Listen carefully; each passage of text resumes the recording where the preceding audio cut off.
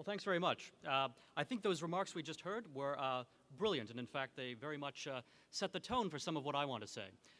My remarks right now are going to be about the distinction between world government on the one hand and self-government, which the Founding Fathers wanted.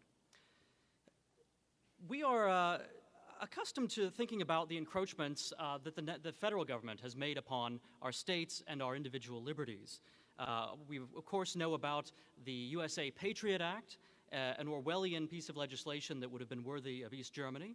We know, of course, about Obamacare, which promises to keep the very worst parts of the healthcare system that we already have and add to them the very worst parts of the socialist systems that they have in Europe. And of course, we know that the bailouts and TARP and all these other financial boondoggles, which have been supported by both Republican and Democratic presidents recently. It's enough to make us quite well aware of the threat that we face from an aggrandizing national government. But there is also an international dimension to this, and certainly the ambitions of our political leaders do not stop at our own borders. Certainly on the left, we are all well aware of this impulse they have to internationalize every possible political issue, whether that means through the Kyoto agreements, for example, looking for ways to combat global warming, as they claim, or whether it's looking to promote human rights abroad through military force. And of course, it's all going to be paid for by the United States taxpayer. The left prefers to work through international institutions whenever possible. They like the United Nations. But really, it's their ideology which is more important even than the structural form that they wish to give it. It's the fact that they see the United States fundamentally as subordinate to and subservient to these great world-saving impulses, whether they come from environmentalism or whether they have to do with the cult of human rights. Unfortunately, there are some people on the right as well, the so-called neoconservatives, who subscribe to a quite similar worldview, and in fact, many of them actually began on the left. They wish to make the world safe for democratic capitalism, which unfortunately oftentimes is neither democratic nor capitalistic.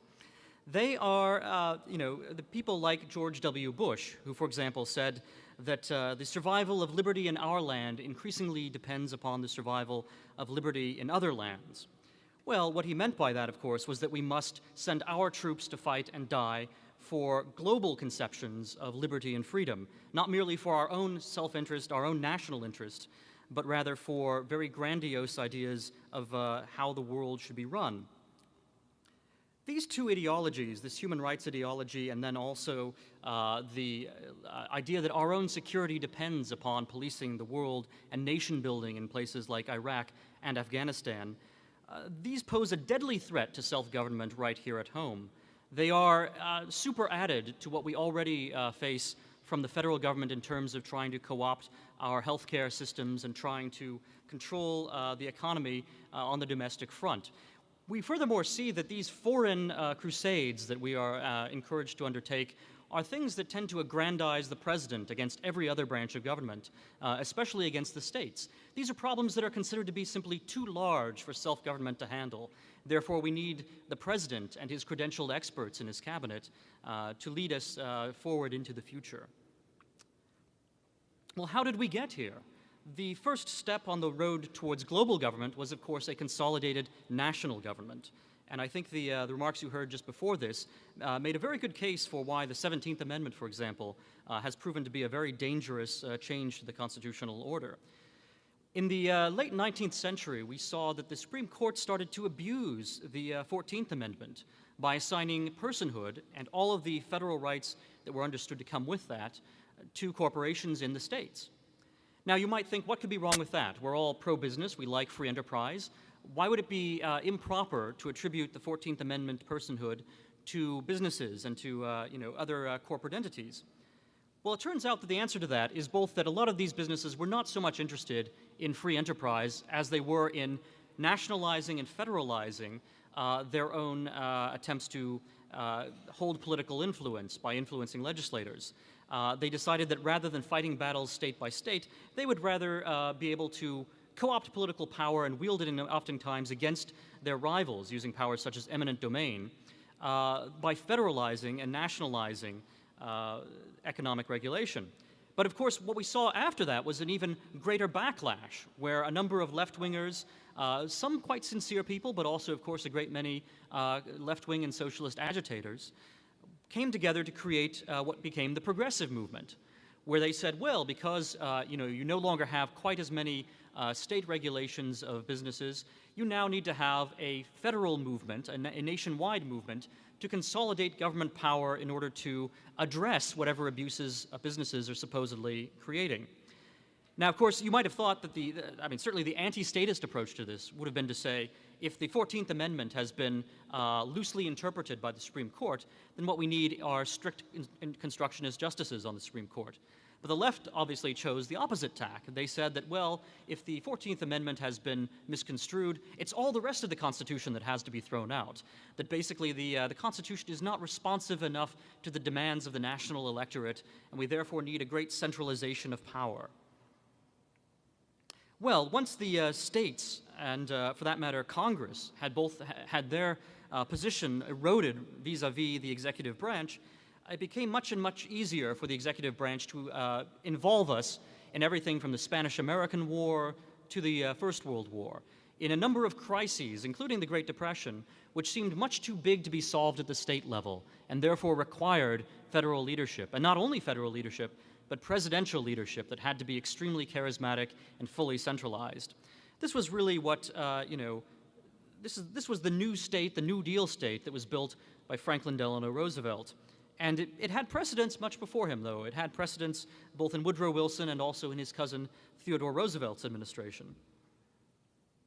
These wars, these crises, they provided the opportunity for the federal government to grow at every possible juncture. And once the federal government had so grown, it became possible to intervene in all sorts of worldwide affairs. And this, in turn, created more crises. As Ron Paul had pointed out in his debate with Rudy Giuliani, the kinds of crises now that we saw in the world, a number of consequences followed from our intervention in World War I, including the Bolshevik Revolution in the Soviet Union, in Russia, and of course the deposition of the Kaiser in Germany. Both of these conditions, of course, led to totalitarianisms. They did not lead to, democracy sprouting up in these nations we had supposedly helped liberate. Instead, they led to totalitarian systems developing in Germany and Russia. And those totalitarian systems brought with them new threats, which of course required the presidency to assume even more power and to continue to manage the globe on an even greater scale than it had before. It sounds very nice to say that the ideology of the left, this human rights business, is simply trying to help people. And it sounds very nice also when the neoconservatives who disguise their agenda say that they are fighting for democratic capitalism. We're all supposed to somewhat like democracy and certainly capitalism. But these are merely code words for the expansion of power, both at the federal level and then also globally.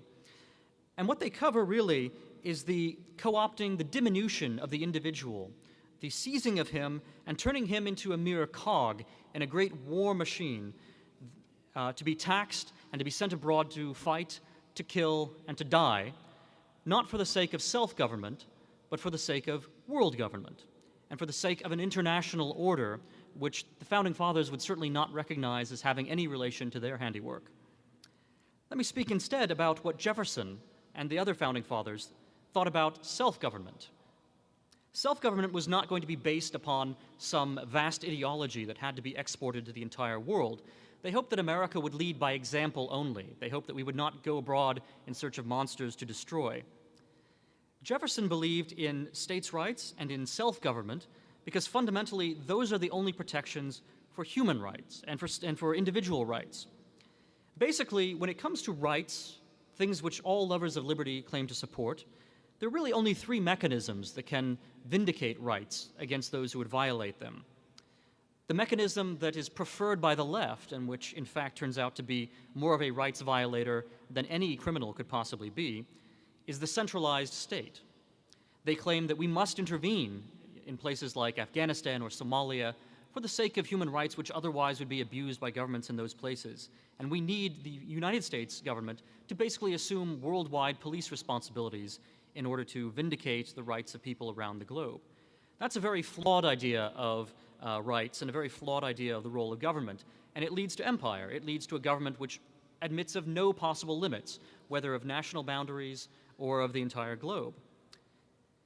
Well, the revolutionary way to vindicate your rights is, of course, not to rely upon some central government, not to petition the king or so forth, but ultimately to fall back on your own force of arms. That is the Second Amendment, which is, of course, a great defense of all of our rights. But self-defense, by keeping and bearing arms for yourself, is a matter of last resort. Even Thomas Jefferson, who, of course, believed that from time to time it was necessary to refresh the tree of liberty with the blood of patriots and tyrants, nevertheless preferred not to take things quite that far if it could be avoided. There is actually a third way to vindicate individual rights, and it is the best way. It is the way that we should always turn to first, and that is through self-government. Self-government is, of course, the principle behind Jefferson's support for states' rights. Jefferson loved the state of Virginia more than his own life, but that did not mean that he supported states' rights simply because he loved Virginia. He also did not support states' rights simply because they would be efficient or simply because they were traditional. He supported states' rights because they were the only way to vindicate the principle of self-government and individual rights. Jefferson understood not only that the government which governs least is the one which governs best, but also that in order to control power, it must be kept as close to the people as possible. His idea for this was not only that you would have powerful states which would resist the federal government, but also that you would have localities which would have a great deal of independence as well. He believed in a sort of ward republic that was highly decentralized and highly localistic. Because people have more personal interaction with their local governments and even their state governments than they do with the distant government in Washington, they have a better chance of checking its abuses. And they can actually vindicate their rights by making sure that their own views are represented in those forms of government. Whereas in Washington, of course, the legislators are very far away from them, and keeping an eye on them becomes impossible. And certainly on a world level, knowing exactly what is going on in places like Somalia or Yemen is a matter of extreme difficulty, and something that a president who has now assumed regal powers can claim that only he can know, and that no one else, among the people could possibly have any expertise upon. A world government cannot be a self-government. It is simply too large in scale. But even a national government is going to be closer to a world government than to true self-government if it is not federal, if it does not depend upon states' rights, which are the only true means for popular sovereignty to be vindicated and for individual liberties to be protected. Thanks very much.